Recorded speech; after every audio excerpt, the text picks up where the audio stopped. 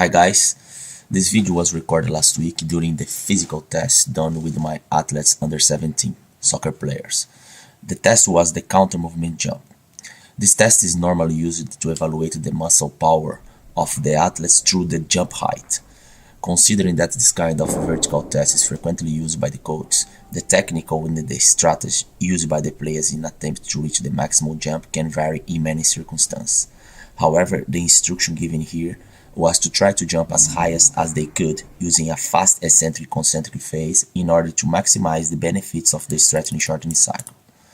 As a strength and conditioning coach, our role is to identify when the lack of skill or capacity make these athletes adopt these strategies that are suboptimal. It has to be emphasized that the athletes perform the test using their football shoes, as the costume here in my club. So it might be possible that the interventions here in this video can be influenced by this. In order to maximize the jump, athletes take an initial preferential position. As you can see in this video, this athlete has a very upright start position, with shoulders, knees and foot aligned.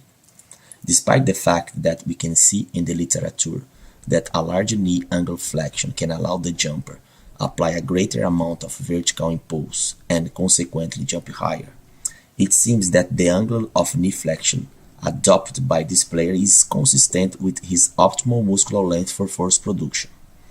It has been suggested by some that during counter movement jump, the higher strength and power values can be observed when the knee flexion are greater than 90 degrees.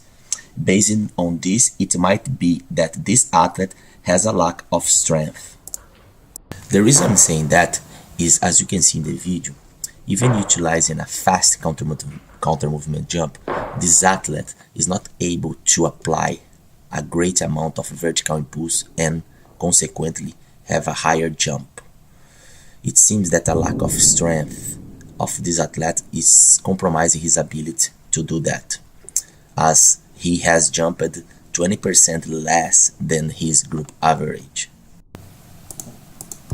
Divergence concerning what's the optimal technical model to perform this test can be seen in the literature. Based on this controversy, I would like to hear your opinion related to this video. As this kind of test is highly influenced by the technical model adopted, which protocol best adapt in order to have the more informative results? The aim for us strength and conditioning coaches is to use this information to orientate our athletes in the best way possible to consequently improve their performance.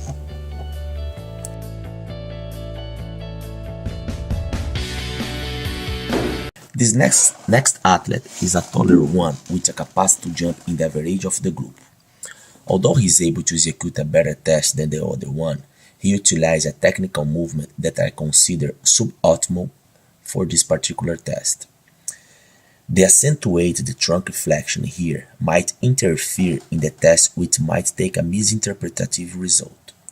Also, if you consider the ecological validity of the test, this strategy does not resemble the reality of the most sports where the athlete has to jump or rebound in a short time frame.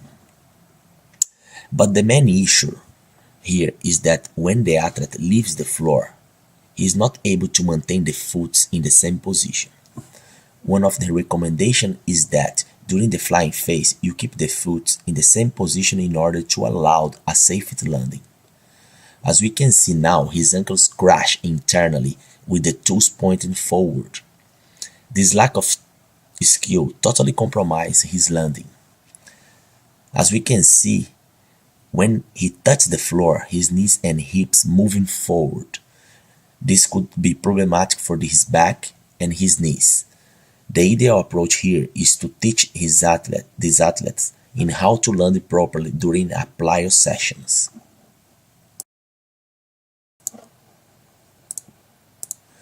Due to the inter-individual variation here in this video, it's very difficult to say in this kind of movement when the athlete lack of skill or capacity, because especially in this situation they are interconnected and can be ambiguous.